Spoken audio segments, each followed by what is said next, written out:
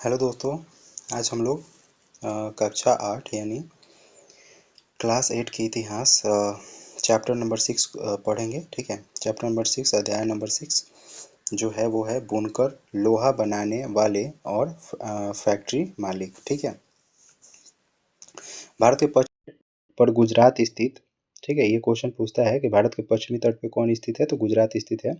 ठीक है, और गुजरात में कौन है? सूरत हिंद महासागर के रास्ते होने वाले व्यापार के सबसे महत्वपूर्ण बंदरगाहों में से एक था। ठीक है, तो जो सूरत था, ठीक है, वो हिंद महासागर के रास्ते जो व्यापार होता था उसका एक महत्वपूर्ण बंदरगाह था। और 19वीं सदी में ब्रिटेन को दुनिया का सबसे प्रमुख औद्योगिक राष्ट्र बना दिया गया था। ठीक है, 1850 के दशक में जब ब्रिटेन का लोहा और इस्पात उद्योग भी पनपने लगा तो ब्रिटेन दुनिया का कारखाना कहलाने लगा। ध्यान रखिएगा, ब्रिटेन को क्या कहा जाने लगा?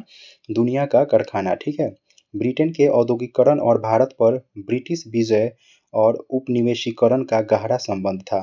ठीक है, तो ब्रिटेन के जो औद्योगिकरण था और भारत पर जो ब्रिटिश विजय था उसका उपनिवेशीकरण का गहरा संबंध था। ठीक है, कहने का क्या मतलब था कि ये चीज़ ध्यान रखिएगा, दुनिया का कारखाना किसको कहा जाता था? ब्रिटेन को कहा जाता था। ठीक है, भारतीय कपड़े और विश्व बाजार 1750 के आसपास भारत पूरी दुनिया में कपड़ा उत्पादन के क्षेत्र में औरों से कोसों आगे था। ठीक है, भारतीय कपड़े लंबे लंबे समय से अपनी गुणवत्ता और बारीक कारीगरी के लिए दुनिया भर में मशहूर थे। ठीक है, शब्दों में इतिहास छिपा हुआ है। जैसे यूरोप के व्यापारियों ने भारत से आया बारीक सूती कपड़ा जो यूरोप के व्यापारियों ने भारत से आया बारीक सूती कपड़ा सबसे पहले मौजूदा इराक के मोसुल शहर में अरब के व्यापारियों के पास देखा था। और इसी आधार पर वे बारीक बनाई गई सभी कपड़ों को मसलिन मसलिन यानी मलमल कहने लगे। ठीक है, तो ध्यान रखना कि जो भी भारत के द्वारा जो बारीक सूती कपड़ा होते थे वो किसको इराक के मोसुल शहर में अरब व्यापारी जो थे, ठीक है, उनके पास ये देखा गया। भारत वाला जो सूती कपड़ा था कौन देखा था? यूरोप वाला देखा। ठीक है, और यूरोप वाला ने इसका नाम क्या दिया? मसलिन। क्या नाम दिया? मसलिन यानी मलमल कहने लगा। क्या कहने लगा? मलमल। ठीक है, इसके बाद मसालों की तलाश। ठीक है, तो जब पहली बार पुर्तगाली भारत आए तो उन्होंने दक्षिण पश्चिम भारत में केरल के तट पर कालीकट में डेरा डाला। सबसे पहले कहाँ डेरा डाला था? कालीकट में। ठीक है, यहाँ से वे मसाले के साथ साथ सूती कपड़ा भी लेते गए। और ऐसे बहुत सारे शब्द हैं जो पश्चिमी बाजारों में भारतीय कपड़ों की लोकप्रियता की कहानी कहते हैं। ठीक है, 1680 के दशक तक इंग्लैंड और यूरोप में छापेदार भारतीय सूती कपड़ों की जबरदस्त मांग पैदा हो चुकी थी। आकर्षक फूल पत्तियों, बारीक रेशे और सस्ती कीमत की वजह से भारतीय कपड़ों का एक अलग ही रुतबा था। ठीक है, इंग्लैंड के रईस ही नहीं बल्कि खुद महारानी भी भारतीय कपड़ों से बने परिधान पहनती थी। ठीक है, सोचिए उस समय आपको जो था भारतीय कपड़ों कितना प्रचलित था। भारतीय कपड़ा जो थे बहुत प्रचलित थे। ठीक है, इसके बाद मसूलीपट्टनम आंध्र प्रदेश में बारीक कपड़ों पर छपाई जो थी, छपाई या छींट उसको बोल सकते हैं, 19वीं सदी में ईरान और यूरोप को निर्यात होता था। यूरोपीय बाजारों में भारतीय जो कपड़ा था वो 18वीं सदी की शुरुआत तक आते आते भारतीय कपड़ों की लोकप्रियता से बेचैन इंग्लैंड के ऊन व रेशम निर्माता भारतीय कपड़ों के आयात का विरोध करने लगे थे। ठीक है, आयात का क्या करने लगे थे? विरोध करने लगे थे। ठीक है, इसके बाद कैलिको 1720 में ब्रिटिश सरकार ने इंग्लैंड में छापेदार सूती कपड़े के इस्तेमाल पर पाबंदी लगाने के लिए एक कानून पारित कर दिया। ठीक है, संयोगवश इस कानून को भी कैलिको अधिनियम ही कहा जाता था।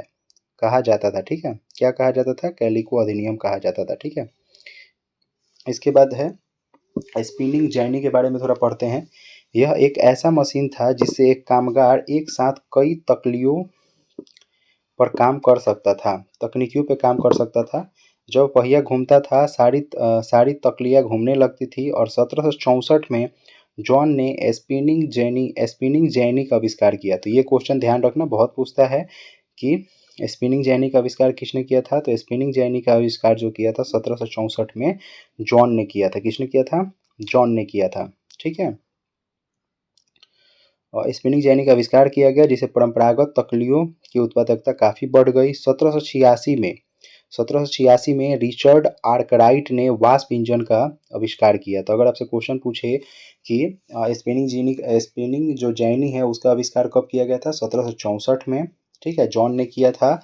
और आपको रिचर्ड आर्कराइट जो है, जो 1786 में वास्प इंजन का आविष्कार किया, जिसने सूती वस्त्रों की बुनाई को क्रांतिकारी रूप से बदल दिया।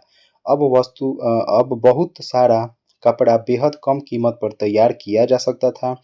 इसके बावजूद दुनिया के बाजारों पर भारतीय कपड़ों का दबदबा 18वीं सदी के आखिर तक बना रहा। ठीक है, ये चीज़ ध्यान रखिएगा। इसके बाद भी भारत के जो कपड़ा था वो उसका दबदबा बना रहा। इसके बाद हम पढ़ते हैं बुनकर के बारे में। ठीक है, बुनकर आमतौर पर बुनाई का काम करने वाले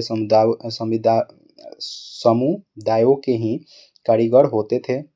वे पीढ़ी दर पीढ़ी इसी हुनर को आगे बढ़ाते। बुनकर क्या होते हैं? जो कपड़ा से मान लीजिए जो कपड़ा होता है उसको बुनते हैं, उसी को हम लोग बुनकर कहते हैं। ठीक है, तो वे पीढ़ी दर पीढ़ी क्या करते थे ना, इस हुनर को आगे बढ़ाते हैं। ठीक है, बंगाल के तांती, उत्तर भारत के जुलाहे या मोमिन, दक्षिण भारत के साले, ये सब पूछ देगा। ठीक है, कि साले जो थे, जो बुनकर थे वो कहाँ के थे? तो दक्षिण भारत। ठीक है, तो दक्षिण भारत के साले व कैलो ललार तथा देवांग समुदाय बुनकरी के लिए प्रसिद्ध थे। ठीक है, हतर हथकरघों पर होने वाली बुनाई और उससे जुड़े व्यवसायों से लाखों भारतीयों जो थे उसकी रोजी रोटी चलती थी। ठीक है, जो पहले गांधी जी भी आपको पता है कि वो हथकरघा पे ही वो भी बीनना स्टार्ट किए थे। ठीक है, वो आए थे तो ज़्यादा फेमस उसका हो गया था। इसके बाद देखिए भारतीय कपड़ों का पतन कब होने लगा। तो ब्रिटेन में सूती कपड़ा उद्योग के विकास से भारतीय कपड़ा उत्पादक पर कई तरह के असर पड़े। पहला, यह भारतीय कपड़े को यूरोप और अमेरिका के बाजारों में ब्रिटिश उद्योग में बने कपड़ों से मुकाबला करना पड़ता था। दूसरा, कि भारत से इंग्लैंड को कपड़ों का निर्यात मुश्किल होता जा रहा था, क्योंकि ब्रिटिश सरकार ने भारत से आने वाले कपड़ों पर भारी सीमा शुल्क थोप दिए थे। तीसरा क्या दिक्कत है भाई? तीसरा दिक्कत है कि 19वीं सदी की शुरुआत तक इंग्लैंड ने भारतीय कपड़ों को अफ्रीका, अमेरिका और यूरोप के परंपरागत बाजारों से बाहर कर दिया था, मतलब वहां से हटा दिया था। और चौथा, कि ब्रिटिश और यूरोपीय कंपनियों ने भारतीय माल खरीदने बंद कर दिए और इस वजह से हजारों बुनकर जो थे वो क्या हो गए? बेरोजगार हो गए। ठीक है, अब सूती कपड़ा मिलों का उदय, जो सूती कपड़ा मिल था उसका उदय कब कब हुआ, इसके बारे में जान लो और इसे क्वेश्चन बनता है, ये चीज़ ध्यान रखना। ठीक है, तो भारत में पहला सूती कपड़ा मिल, ठीक है, 1854 में बम्बई में स्थापित हुआ था। अगर क्वेश्चन पूछे कि भारत का पहला सूती कपड़ा मिल कहाँ पे स्थापित हुआ? बम्बई में। कब हुआ? 1854 में। यह कताई मिल थी और 1900 तक आते आते बम्बई में 84 कपड़े मिल चालू हो चुके थे। अहमदाबाद में पहला कारखाना 1861 में खोला गया था। ठीक है, अगले साल ही संयुक्त प्रांत स्थित कानपुर में, संयुक्त प्रांत पहले किसको बोलते थे? लखनऊ को। ये चीज़ ध्यान, सॉरी, उत्तर प्रदेश को, ये चीज़ ध्यान रखना।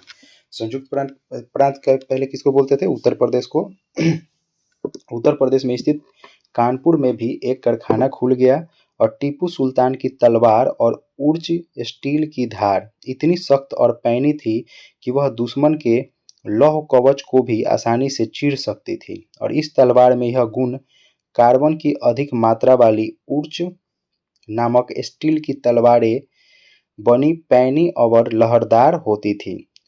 अब इनकी यह बनावट लोहे में गड़े कार्बन के बेहद सूक्ष्म कणों से पैदा होती थी। और भारतीय उर्ज स्टील ने यूरोपीय वैज्ञानिक को काफ़ी आकर्षित किया था। और विश्व विख्यात वैज्ञानिक और बिजली व विद्युत चुंबकत्व का आविष्कार करने वाले माइकल फैराडे, ठीक है, तो ध्यान रखिएगा, बिजली और विद्युत चुंबकत्व का आविष्कार कौन किया था? माइकल फैराडे ने। भारतीय उर्ज स्टील की विशेषताओं का 4 साल तक अध्ययन किया था। ध्यान रखिएगा कितना साल, 4 साल। 1818 से लेकर 1822 तक उसका अध्ययन किया था। अब गाँव की उजरी भट्टियाँ, ठीक है। तो ऊर्ज स्टील उत्पादन के लिए लोहे के परिशोधन की बेहद परिष्कृत तकनीक जरूरी थी, परंतु भारत में 19वीं सदी के अंत तक लोहे का प्रगलन एक सामान्य गतिविधि थी।